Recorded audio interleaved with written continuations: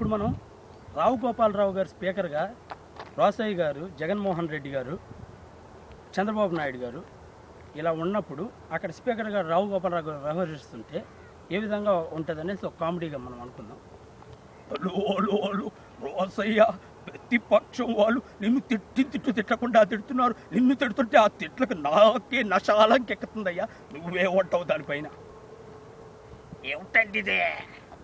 ప్రతి ఒక్కరు కూడా నన్ను చూసి తిట్టడం, ఏదేదో మాట్లాడుకోవటం సర్వసాధారణం అయిపోయింది. ఎక్కడి నుంచి వచ్చిందండి ఇదే? ఇది కూడా చాలా అసభ్యకరమైన ప్రవర్తన అని చెప్పేసి నేను తెలియజేసుకుంటున్నా. ఏమిటండి ఇదే? 2009 నుంచి 2011 మధ్య రాష్ట్రం అభివృద్ధి బాటలో దూసుకెళ్ళిపోయింది. ఎక్కడుందండి? నేను కూడా ప్రతిపక్షంగా వ్యవహరించా, కానీ ఏ రోజు ఇంత అసభ్యంగా మాట్లాడాలి. కానీ ఏమిటండి ఇది? ప్రతి ఒక్కరు కూడా చిక్కుపడాలి. ఈరోజు ఏం అభివృద్ధి అండి? ఏం కరెంట్ లేదు, రైతులకు చూస్తే నీళ్ళు లేవు. ఏమిటండి ఇది?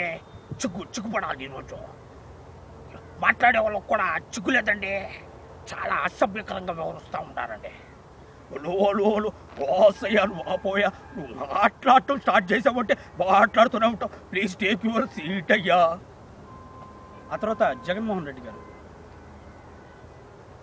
ప్రతి ఒక్క తండ్రి కూడా తన కూతురు డాక్టర్ అవ్వాలని, ప్రతి ఒక్క తండ్రి కూడా తన కూతురు ఇంజనీర్ అవ్వాలని అనుకుంటా ఉన్నారు అధ్యక్ష. దానికనేసి మేము ఓదార్పు యాత్రలు చేస్తూ ఉంటే మమ్మల్ని తీసుకుపోయేసి అరెస్ట్ చేశారనేసి కూడా నేను చెప్పేసుకుంటా ఉన్నా. ఏమిటయ్యా ఓదార్పు యాత్ర చేసిన దానికి నిన్ను అరెస్ట్ చేయలేదు, చాలా వేల కోట్లు కుంభకాణం చేసావని వాగ్వాదం మీద నిన్ను అరెస్ట్ చేశారయ్యా. కూర్చోవయ్యా, ప్లీజ్ టేక్ యువర్ సీట్ అండి. ఇవన్నీ కాదు మా ప్రభుత్వం హైటెక్ పరిపాలన, దాంట్లో అయితే మొత్తం హైటెక్ సిటీ అభివృద్ధి చేయటం, మొత్తం అంతా కూడా హైటెక్ యూజం వచ్చేసేది.